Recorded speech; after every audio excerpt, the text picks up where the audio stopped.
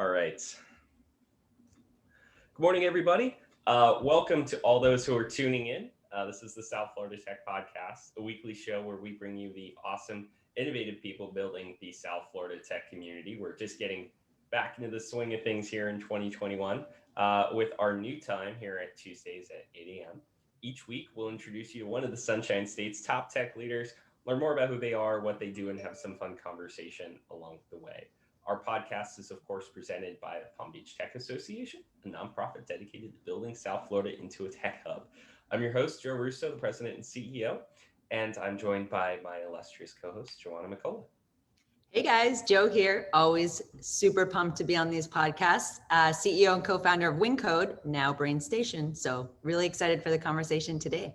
And I was just going to mention that congrats to Joe and to Yuha, her co-founder, her husband.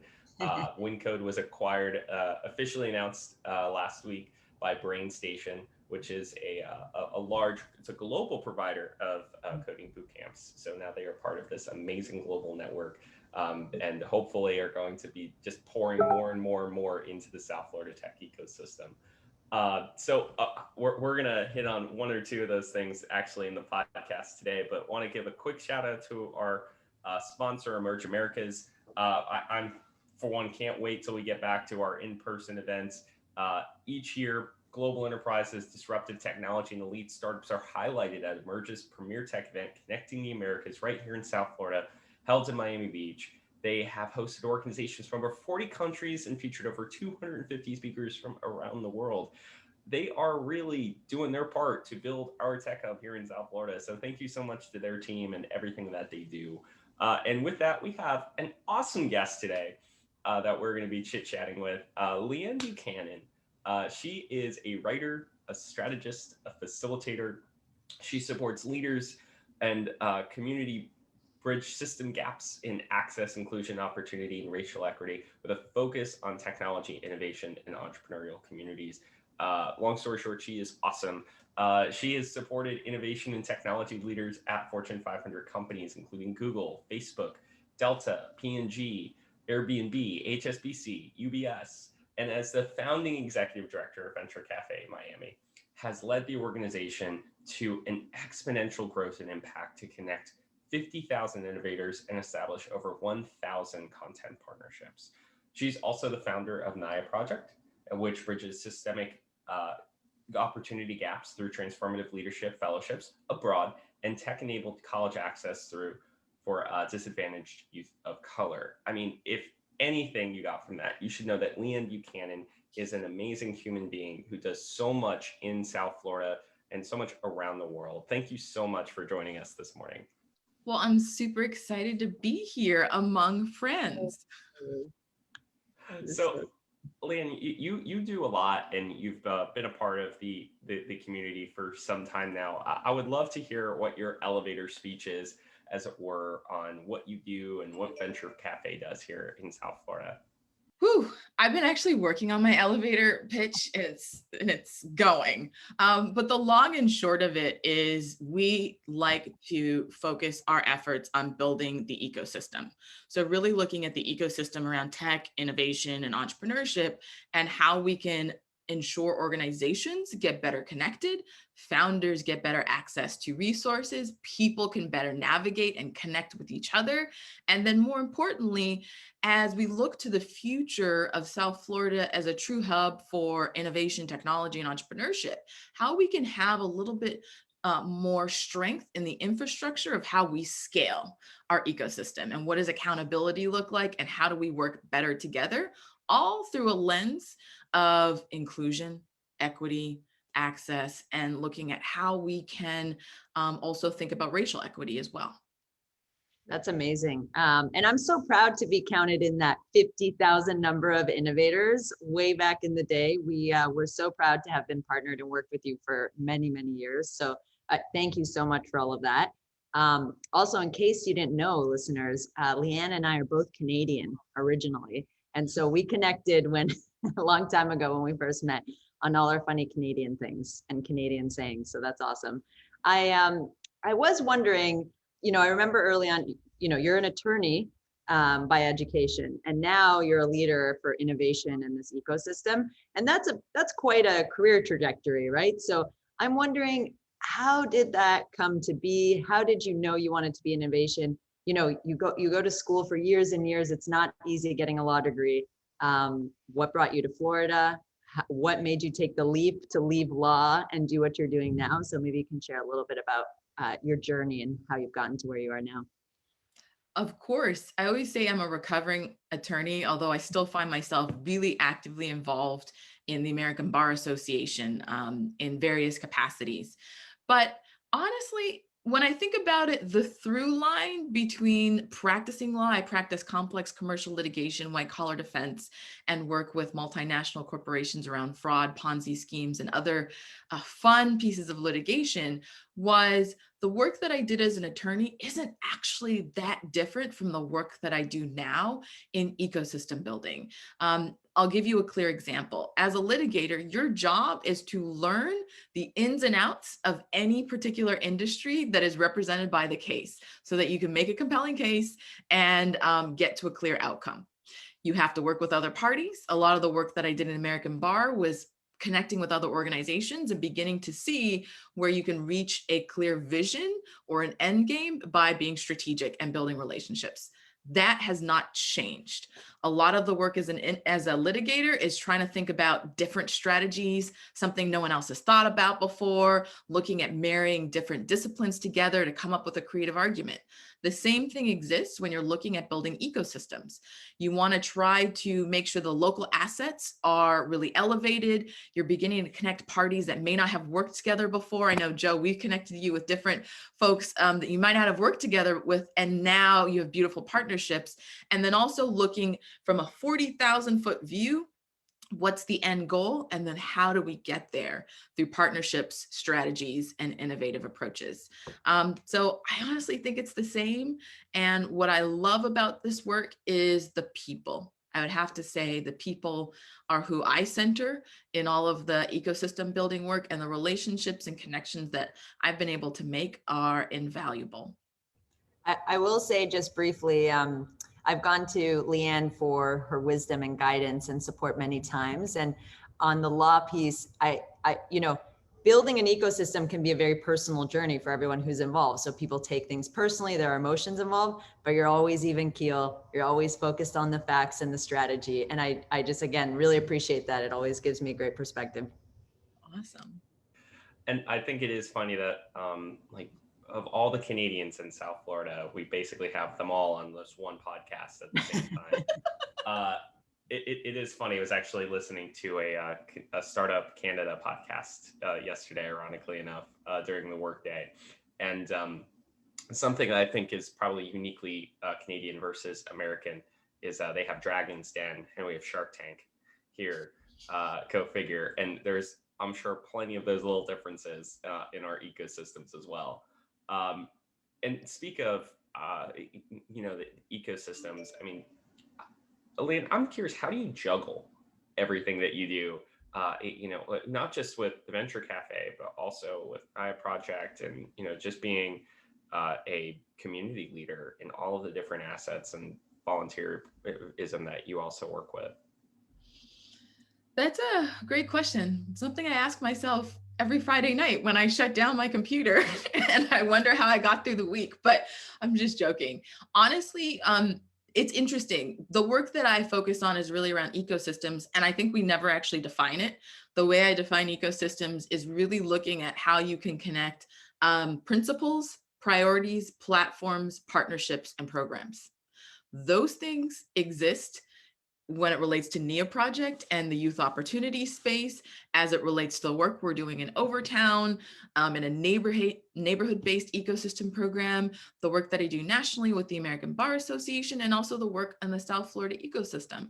And we are not like a binary existence. And so what I also look for is overlap, where there are connection points.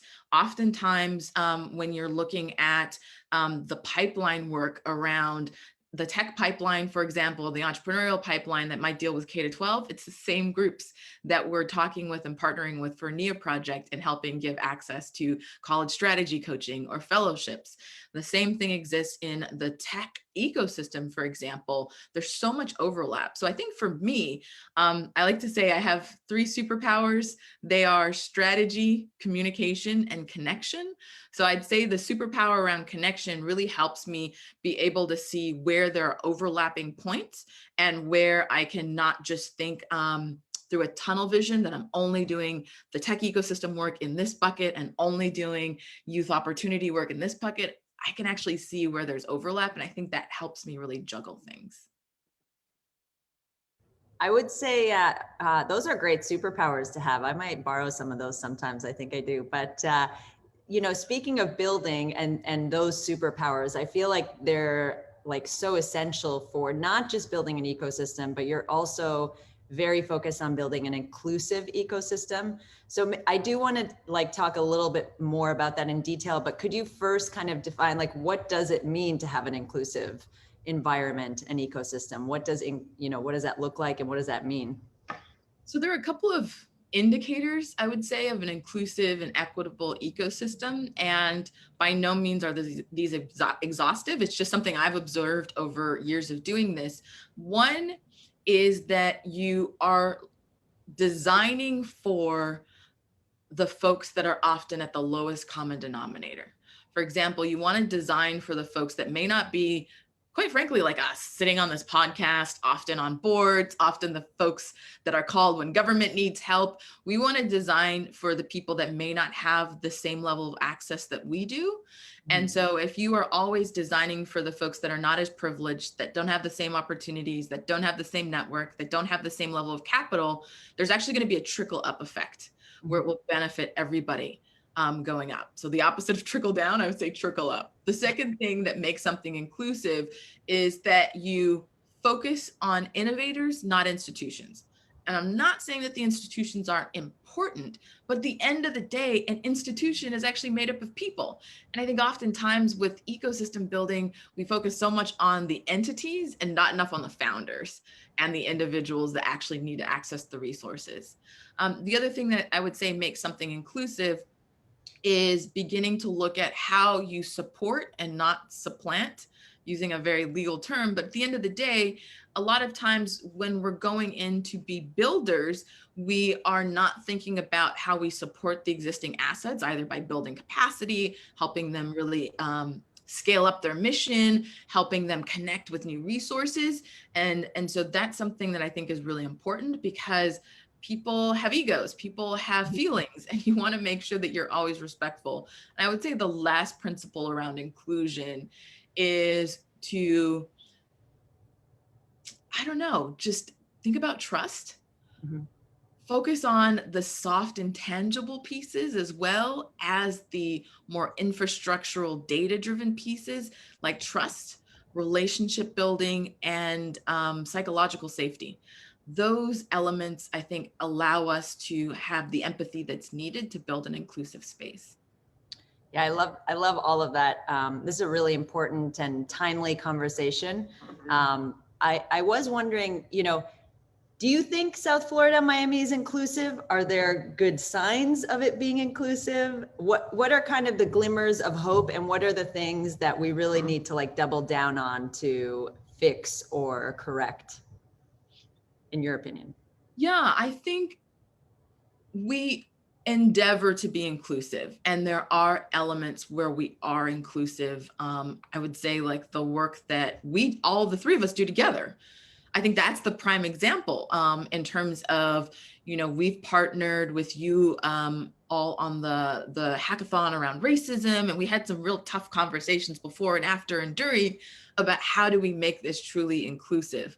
I think about the work that South Florida Tech, Palm Beach Tech is doing around the hackathon that you also did, where you were looking at food insecurity and other organizations that often aren't thought about when you think about technology, and even simply adding in sign language interpreters for programming and closed captioning.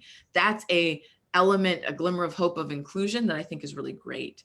I also think that we have an opportunity to really look at what does inclusion mean in terms of our work. And I don't think it means diversity. And oftentimes as a South Florida market, we conflate diversity with inclusion, and they're two separate dynamics. Inclusion is truly about understanding how everybody can have equal opportunity for power, influence, access, and to play a role. And that doesn't always happen if we ignore the data and the numbers that show that the opportunities don't exist equally for people. I think because we are majority minority, we may forget that when you're a majority minority, you still have to disaggregate for the different experiences of those other underrepresented groups like LGBTQ, intersectionality experiences, and folks that may not make up the majority, even though there may be a racial and ethnic majority.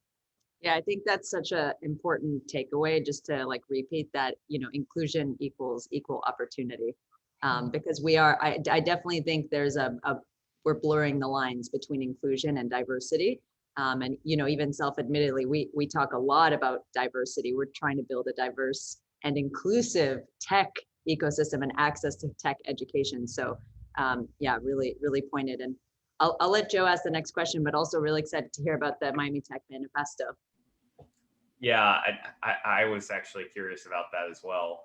And this might be, something you can hit on that with, but I'm curious about your perspective on this. When startups are looking to be inclusive, they're trying to take the right route in the ecosystem. How can they ensure they're doing the right things in their journey as they build their company, to build the right culture, to build the right perspective, so they are an inclusive company, but also seen as an inclusive company and seen as a very welcoming environment to everyone? Yeah, when I think about that, I'd say the first piece of advice, I'll offer a couple pieces of advice, but the first piece of advice is simply understand that you're not going to get it right. So if you can use that as your baseline, that you are actually, just like when you're building a product, the MVP is never going to be perfect. Your MVP on a culture of inclusion is never going to be perfect. So that gets you into the mindset that it's a continuing exercise, one in which you will be learning, evolving, and iterating upon on a daily basis. So that's the first one. Secondly, I think it's also important to understand that inclusion can happen in community, so that you can seek out best practices and communities of leaders that are also on the same journey. We share a lot. Joe referenced, conversations that we've had, and, we've both had conversations around how do we as leaders, as organizational leaders, think about being more inclusive, because it really does start from the top, in the sense that I'm not a big fan of hierarchy and I love a good flat culture, but leaders set the vision and leaders set the cultural dynamic. And so it's really got to start from the leadership at the top and then loop back into ground up support. The third thing that I would say in terms of how we can tap into resources is begin to think about something as simple as, I know we're going to talk about the manifesto in a second, but like literally, did you write it down?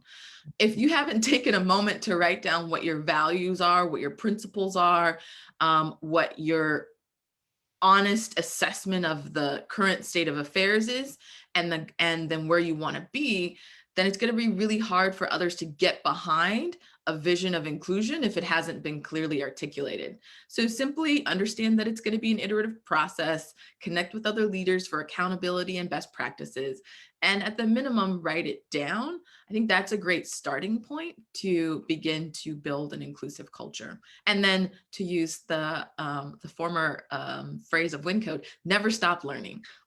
Always keep learning. I love it. Thanks. That's a great Wyncode reference. Still true to the team and Brain Station. We're very aligned, so that it's still relevant today. So that's awesome. Yeah, there's so much good stuff there. I mean, speaking of vision, maybe we can move a little bit to the Miami Tech Manifesto. I mean, it's such a journey to write down your thoughts and then even speak them, right? So that's actually something we even teach at Wyncode, is you may think you know something in your mind, but try to write it down and then try to present or talk about it. Then you'll really know, like, can you formulate it? So I feel like the Miami Tech Manifesto represents that. So if you could tell us what it is, how it came to be, how it will, what is the vision there? Yeah, so the Miami Tech Manifesto was a collaborative effort by a group of folks that we all know well that have been building in the tech ecosystem for years and years and years, including, the OGs, Maria from Refresh Miami. We had Michelle from Manitech, actually a lot of women-led groups, quite frankly. Beacon Council was involved, the Center for Black Innovation. I don't want to name everybody. I don't want to forget everybody, so I'll just say, go to the manifesto, wearemiamitech.com. But it really was, it's really been interesting because we've been getting a lot of spotlight nationally around Miami being the epicenter of our region as maybe a global hub for tech and innovation. And one of the things that we realized we'd actually never done, we talk about it, but we never sat down and articulated what are our principles. We've got a lot of new people coming. How can we share what is near and dear to us? And how can we share where we're trying to be so that everybody can get on board in the vision of what our community can look like from a lens of inclusion and opportunity. And so we got together over the Christmas break. So that's what we did over, holiday break. That's what Rebecca Monson was involved in it as well. And we sat down and had a brainstorm. And then I volunteered to pen the actual manifesto because I love to write. And I actually just outlined it on a whiteboard and then put it together. And when we came back as a group to review it, everybody really liked what I had distilled into a statement. But ultimately, there's several principles around the idea that we're a community of builders, we're disruptors, we believe talent is universal, but opportunity is not. We're home to outsiders, so we're always welcoming.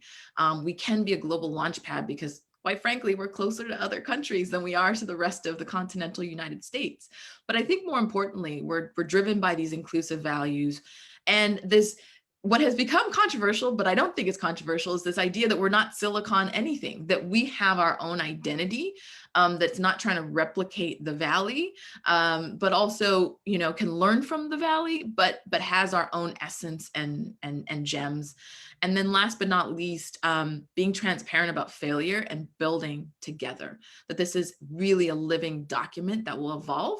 And it's really just the ground floor of what I think will be the next step in the work that our team is going to be doing, which is helping to drive infrastructure, drive the ecosystem forward, and really connect us to actually live out these values and tangible outputs and outcomes that are measurable. Amazing. Nice. And one more question before we get to rapid fire part of this whole thing. You also work with a lot of companies, and you have in your career a lot of big names we mentioned earlier, and not to rehash them, but you've worked with startups and you've worked with the large companies, and in between all of that, I'm sure you've seen the big mistakes that big companies have made that the startups try to avoid, and I'm sure you see a lot of innovations that startups are nimble on that large companies can never really be nimble on. And at the same time, obviously different efforts of being inclusive that both try. But what do you see as like the biggest difference or the biggest highlight between both of those different company sizes of companies and the experiences that they could really provide? I mean, there's tactical differences that relate to resources, reach, expertise, operational structure, and agility. There's that. But I would say on the more individual personal side, there's really no difference. I think the one thing that startups and large corporates need to remember is that innovation is for everyone, and innovation can come from anywhere. And I think that is a mindset that allows us to see opportunities that we may have overlooked because we're focusing more on process innovation or a clear structure of how it's supposed to evolve. And that's also how we overlook that innovation can come from maybe underrepresented groups, underrepresented places, or problems that may be overlooked. So I think that's the biggest, takeaway that I have is they're actually all the same if we remember that innovation truly is for everyone, and focusing more on the identity of who is an innovator and the identity of who we elevate as an innovator. And I think that's often where we have a little bit of trouble in in stopping or staggering that innovation journey. I love it. So well said. Oh, got to look everywhere for innovation. And I also like the flat, the flat team structures also make it so that you're looking very tall and low, wide, all angles, right? So super important. Okay, well, we always like to cap off these talks with a little rapid fire to learn a little more about you. So the first question is, what is the book on your nightstand right now?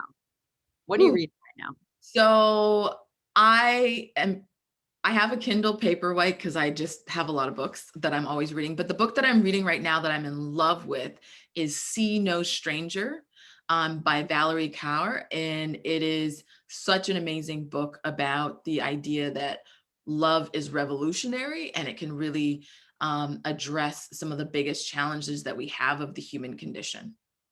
I love that. What is your most productive time of day?